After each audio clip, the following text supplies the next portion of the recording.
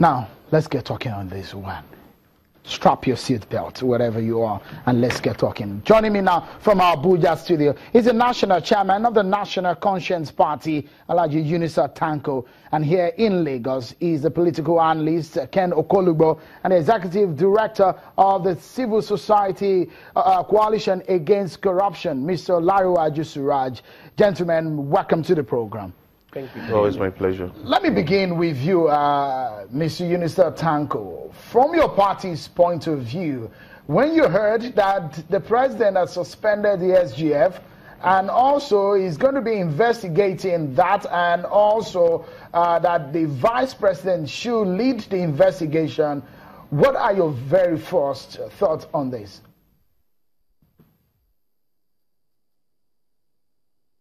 Thank you very much for having me, Seun. Good evening, Nigerians. First of all, well, it's never late than never, because a lot of us expected that such a situation should have happened long before now.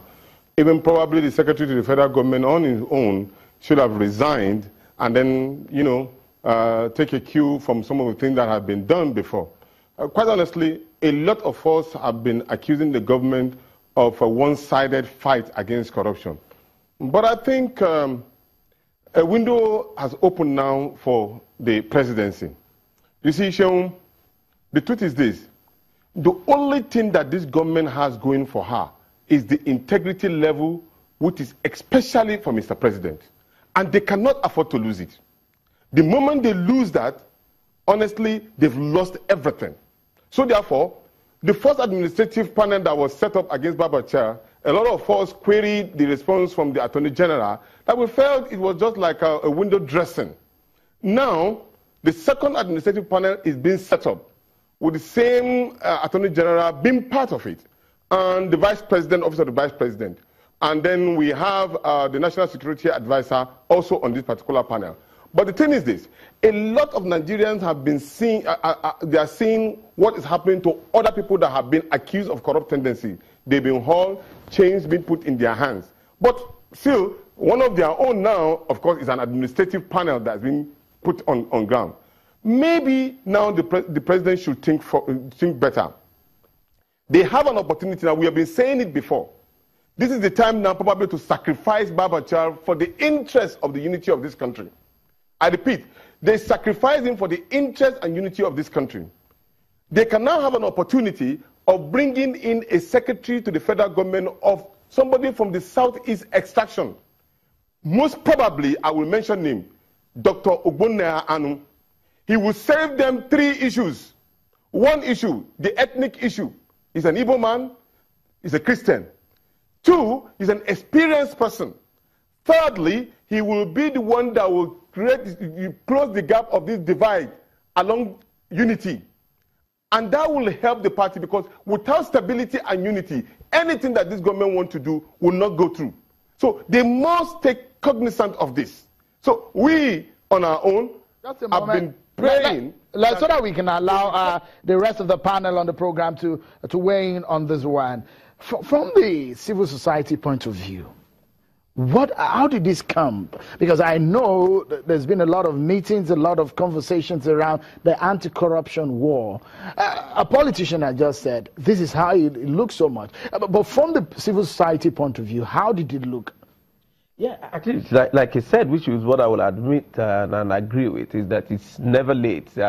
It's better late than never, and it's actually never too late to take such an action. But let's get something clear, because I always try to separate the reality from sentiment. You know, I heard my friend Tanko saying that other people are handcuffed and chained and arrested on the basis of allegations of corruption. There's a clear difference between investigated cases of corruption and then the arrest of suspects. And when allegations are laid, allegations were laid against Babachir, it was investigated as a serving member of the government.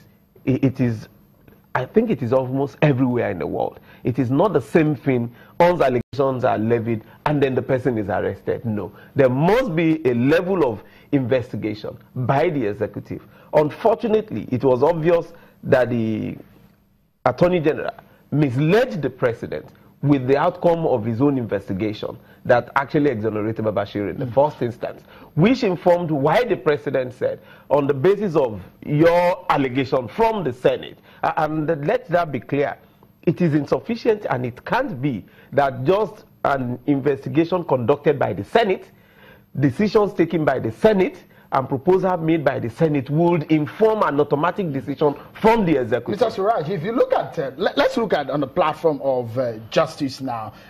If you look at, he said it's an allegation. But for example, the raid on the judges were probably some speculations or some intelligence. No, that is your assumption. No. That is our general assumption. Yeah, when they raided those, and they were actually being arrested and kept in custody. No, the irony of it, because that is one of the challenge there. The Senate did not forward his own findings to the anti-corruption agencies to do the work.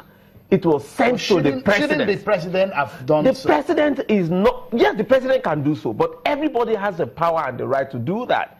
If the Attorney General has indicted Babashir, then the next thing will be for the anti-corruption agencies to investigate and prosecute, you know, on the basis of that. But it is not just going to be sufficient, and that is also, like I said, the challenge. The Senate should have done the appropriate thing with his own, without playing into the gallery and the politics of it. Should have forwarded that report to the anti-corruption agency and say, this is our findings. Conduct your own investigation and then get back to us on the basis of that. Mr. Okolibo, you heard what Mrs. Suraj just said. I heard him very clearly. And do you think that the president should have forwarded or asked the EFCC or the police or whatever relevant agencies to prosecute or look into that matter rather than setting up an administrative panel?